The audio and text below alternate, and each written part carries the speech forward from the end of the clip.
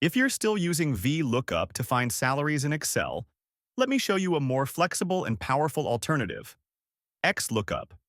Here we have a list of 10 employees, including their employee ID, name, department, and salary. Let's first use VLOOKUP to find salaries based on employee ID.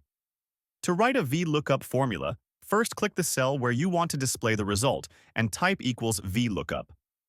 Next, select the lookup value, in this case, cell G5. Then, select the range that contains the data. Here, it's B5 to E14. After that, type the column index number where the result is located. Since salary is in the fourth column of this range, we write 4. Finally, type false for an exact match and hit enter. There you go. The result appears. Now drag the formula down to apply it to the other rows. Now let's move on to XLOOKUP, which is simpler, more readable, and more powerful. Again, click the cell where you want the result and type equals XLOOKUP.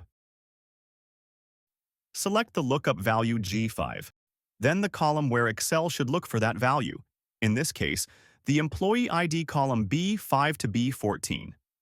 Next, select the return column, the salary column, E5 to E14. You can also add a custom message in case the value is not found, like not found. Press enter and the result appears. Just like before, drag the formula down to apply it to the other rows.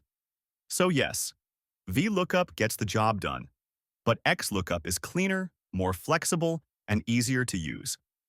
If you're using a modern version of Excel, switching to XLOOKUP is definitely worth it. You got it. In the next videos, we'll explore even more useful functions. Don't forget to subscribe to the channel and like the video. See you soon.